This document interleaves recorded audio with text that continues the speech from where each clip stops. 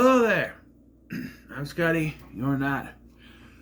Welcome back to Dis-Cember 2023. Well, we are now going through the Witch Mountain series. We're talking about Beyond Witch Mountain, which was a TV film released in 1982 on the CBS's Walt Disney Presents series. And my version was probably from a broadcast from the 90s because the logo, Disney Channel logo that was on there was like from the 90s. Probably one of those late night Walt Disney things that you should do. They show older movies then. Probably where it came from. And this was meh. Meh. To say the very least, meh. At most, this is... I don't know what this was. From the beginning of this, I saw, I had a theory going into this when I was, looking up stuff on this. It was an hour-long thing. It was on TV. I had two ideas about this. One was that this could be a sequel that this ignores the second film, and it does. It ignores the second film, and it's a direct sequel to the first one. But my idea was that you could still do the second film after this. Well, no, you can't do that because certain things happen in this that directly contradict the second film, such as Tony and Tia staying behind. Oh, and Uncle Benet dies at the beginning of it. Yeah. So, yeah. Second film doesn't exist here. This is retconning the second film. So, yeah. And the main plot is supposed to be about Uncle Benet has returned to Earth, and Tony and Tia have followed him. They find out that Uncle Benet is trying to find his grandson, Gregory, who was left behind because he started having memories of him.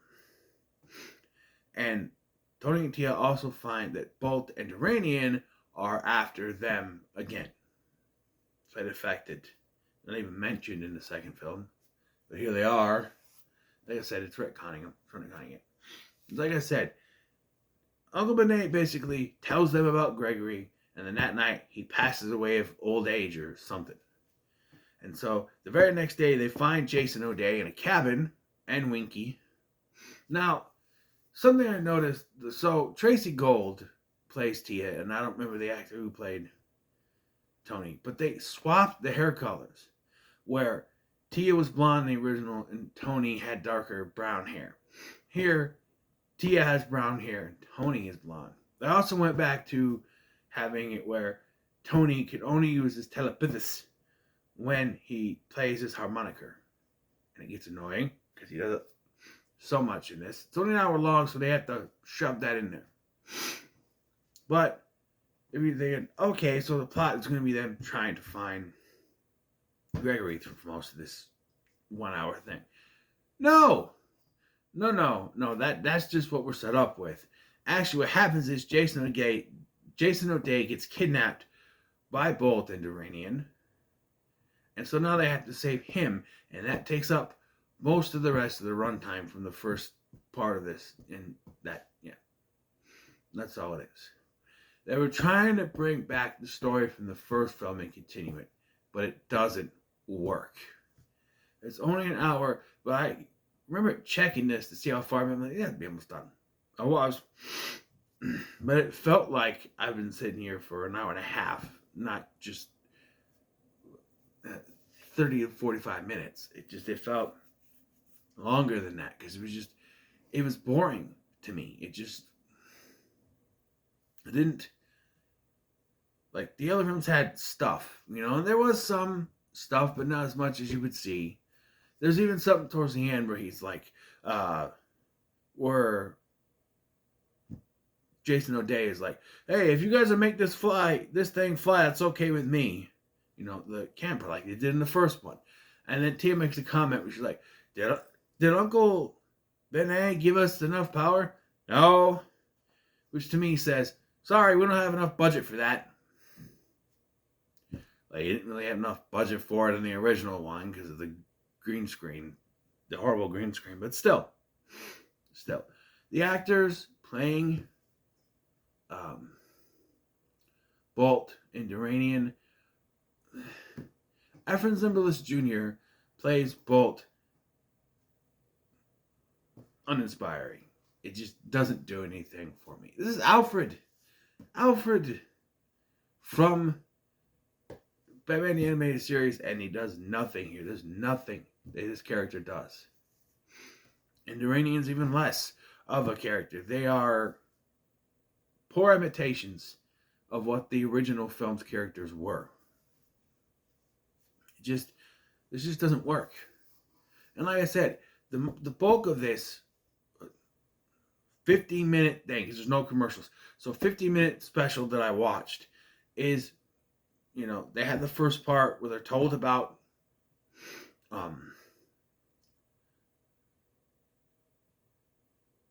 Gregory, and then they find Jason O'Day the next day. There's a little bit of stuff there. Jason O'Day gets kidnapped, and it was a truth serum, so they have to go save him. That takes the rest of the bulk of the time. Then they save him, and then right away just find Gregory, because, telepathis. So they find him right away, and they send him back to Witch Mountain. But, in a twist of an ending, Tony and Tia don't go back to Witch Mountain with him. They send him up there and decide they're going to stay behind to find other people from their world and send them back to Witch Mountain, which only stands to prove my theory about this being a secret pilot for a TV series that didn't get picked up because this was the pilot and it was bad. Eddie Albert's fine, but he doesn't get much to do. He's sitting around most of this. You know what I mean? Because he's been kidnapped. He just sits there for most of it. This is 50 minutes long. You think you would have to pack this with stuff, but there's less action in this than the two 90-minute movies that were released to theaters. There's just nothing in this. It is probably going to be the worst in this franchise. I'm not surprised that there wasn't any more until they remade it in the 90s, which I remember being pretty good to decent. This was not it. This was I can't even say it was disappointing because I didn't expect anything from this, right? I just found out about this and I didn't expect anything from it. I was like, okay, this is only like an hour long. It can't be much. And it wasn't. And it's nothing to even write home about, right? It's weird because I sat there thinking, I wonder if those Ewok movies are better than this, which was not Disney. So, it's on Disney Plus, so I could count that, but I would only count the new Star Wars. So I could talk about Mandalorian Season 3 or Book of Boba Fett, which was basically Mandalorian Season 2.5, but, I won't talk about them, but yeah, this is just, it was meh. I know it's a TV episode, but I'm going to give it a rating anyway, and I'm going to say it's not worth your time. That's right. I actually liked Return from Witch Mountain better than this. And that wasn't even one of my favorite things to watch, but I would watch it 10 times over than watching this. I'm just saying. I was more into that than I was this. This was nothing. And like I said, they barely cast any of the cast. Eddie Albert's the only one that comes back, and none of the cast really fit it. Tia has brown hair. Tony has blonde hair. Uncle Benet now has a mustache for some reason. He had a beard in the second one, but it's Denver Powell. You expect that, a beard with him. Here, just the mustache, I don't know. And Bolt and Duranian are poor imitations of what they were in the first film. So, no, this is not worth your time. Skip it. If you absolutely have to watch everything in this franchise, fine. When you go through it all, fine. Watch it. But it's not worth your time in any way, shape, or form. Just go on to the remake from 94. Just 95. Just do that. Which is what we'll be talking about next time. And I remember having a better time with that one than this one. But till then, what are your thoughts on Beyond Witch Mountain. Then it'll come slow. Be sure to like, share, and subscribe. Thanks for watching. I'm Scotty, and I'll see you in the next one.